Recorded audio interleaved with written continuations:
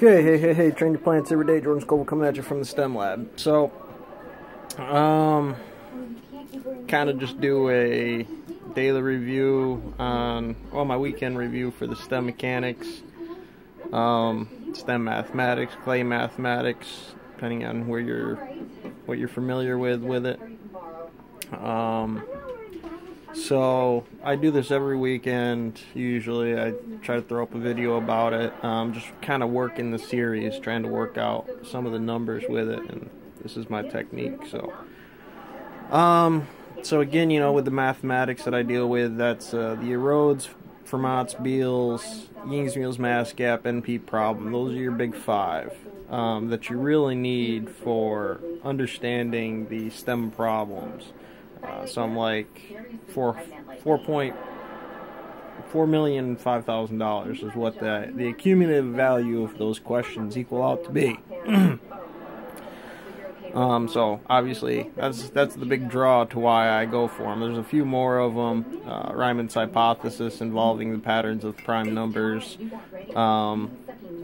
Pincure's conjecture, Brick and Sanders conjecture. Mini and a Bitcoin used to be one. Some high-level computer and algebraic physics equations. But they're pretty simple. They're pretty straightforward. You got erodes, an abruptly long sequence of reciprocating terms with differences. You got Fermat's, which is an AX, BX, CX system. You got to explain what that really looks like. You got Beals, which is an AX, BY, CZ system.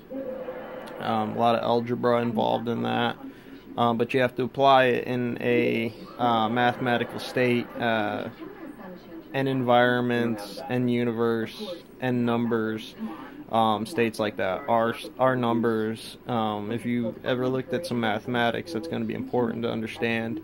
So it's going to be one-based Newtonian system, zero-based system, zero-based masses, internal masses.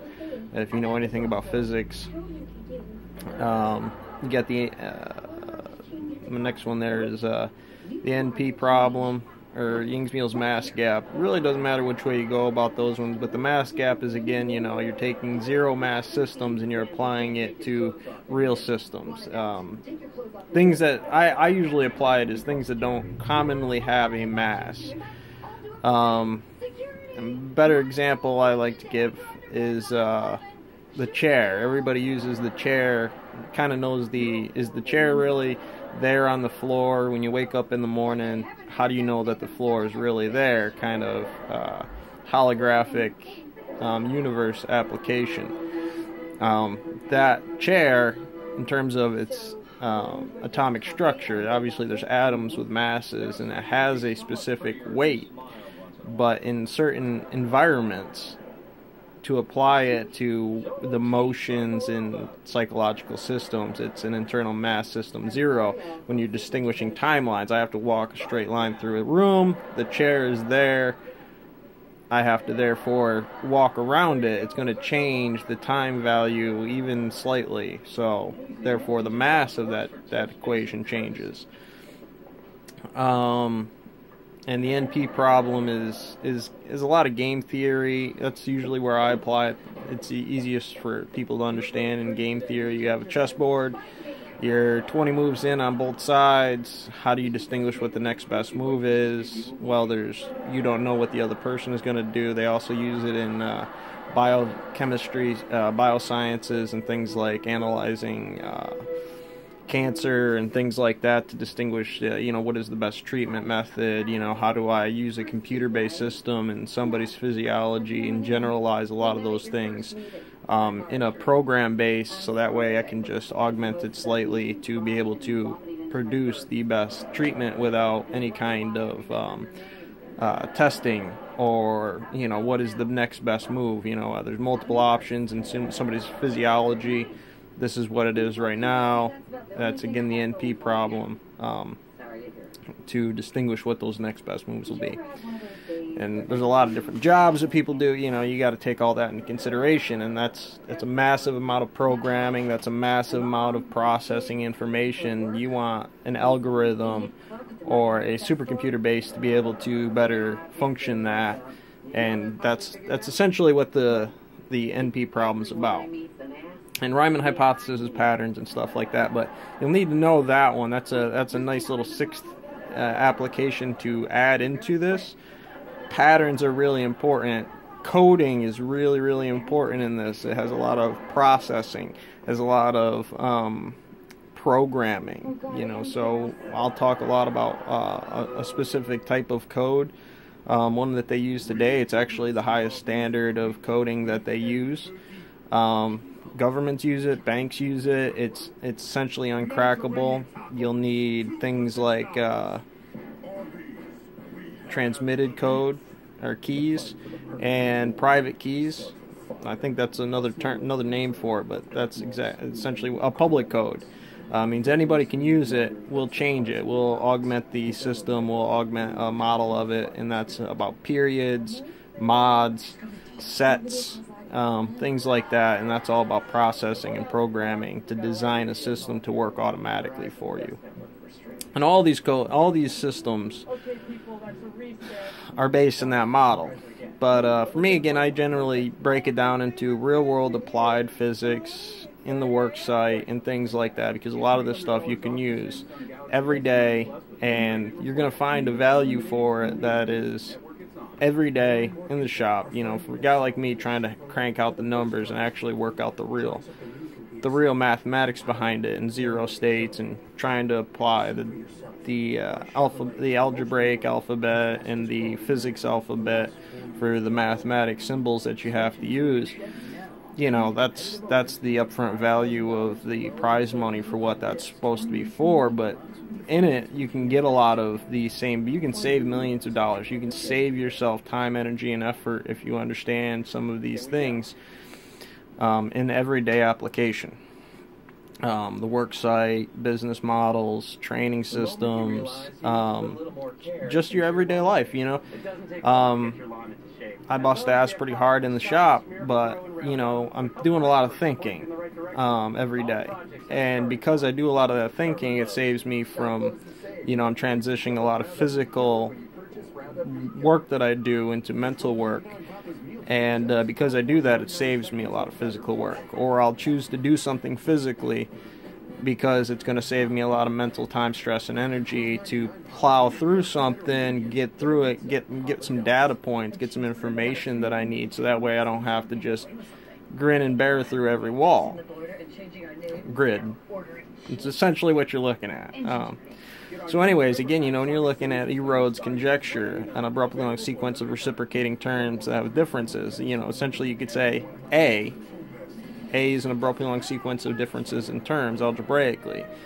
We know in algebra, anybody who's studied any basic algebra, A equals B. A plus B equals C, right? So that's 5th grade, whatever, probably kindergarten nowadays, right? And you could say that's the same system in a definition model. Okay, that's what I'll use here.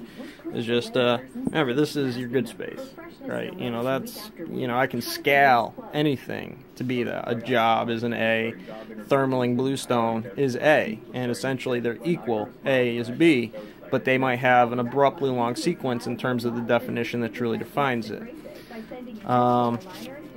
Beyond that, there's different grid states. There's the X and the Y, and I'll put numbers there, but you can also do that in different systems. So if the job is one and thermaling bluestone is the other one, they're both jobs.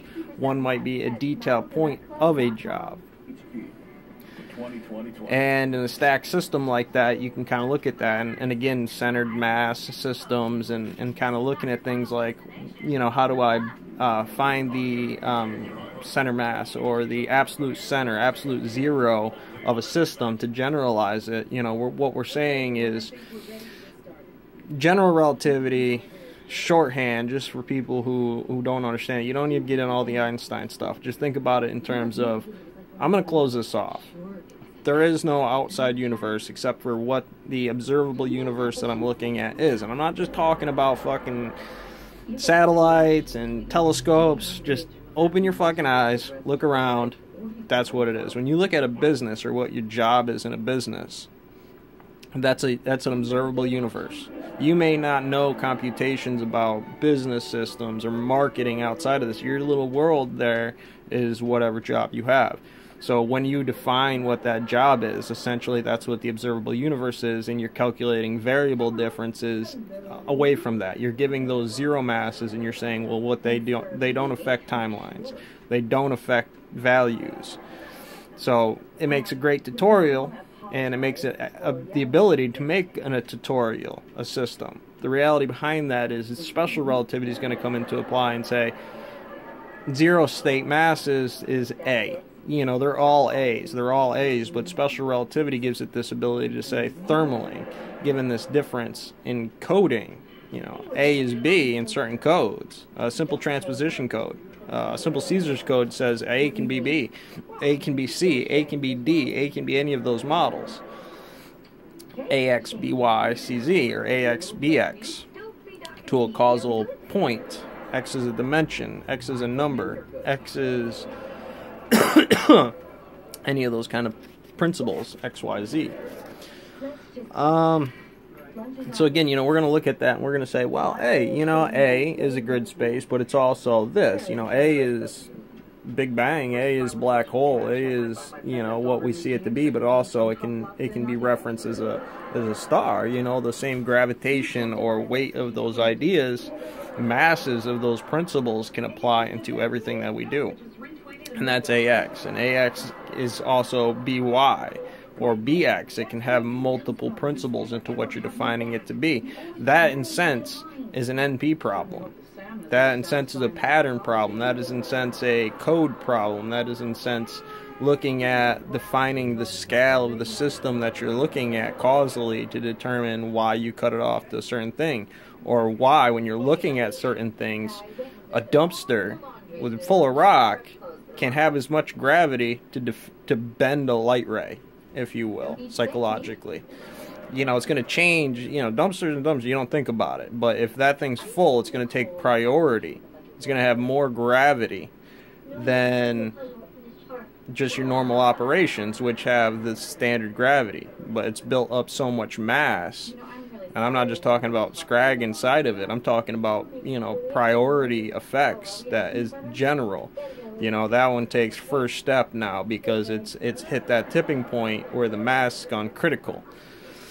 So you look at those ideas to terms. You know, why am I calling this thing a thing? Because it's gained enough mass in a system of periods and mods and defining definitions in a note breakdown system, essentially. Grid points. Notes are dimensions in an observable universe system. Thermal and Bluestone, lay it out, break it down. They have dimensions more than just X, Y, Z, the three dimensions that gives it length, height, shape, and weight, determining the scale and fifth dimension calculations of general relativity. And again, you're looking at the S.t.e.m problems as if they are fifth dimensional calculations. You're just transpositioning them in a different processing form to sets, periods, and modifications. And again, those are mathematic terms in coding. You need mods, you need periods, you need sets, you need, and those are also mathematic symbols that apply to the system. Environments is a set, is a mod. You know, we're going to say in this equation, the environment modifies this equation. It transpositions the language and how we're applying it in the system. So, you know, I'll be cranking rock during the day, you know, and I'm trying to look at what dimensions I have to work with. You know, what is the scale? You know, I'm looking at rock over here, and I'm going through this, and I'm burning certain things, and I'm putting stuff to the saw, and, you know, that becomes my period. What is one turn in that system? That's a period. Now I'm defining the timelines for it. I'm kind of generalizing that across the entire timeline of my day. You know, and I got orders in there that's got multiple sets. You know, what's going to be the best set inside of here? What is the best conducive timelines for those things? They become an abruptly linked sequence of A, X, BY systems, or an abruptly linked sequence of terms. Rock, saw, size of those rocks, and therefore why that changes against this rock to that rock, and all these other things I do as a mason. And it really helps me pick it up.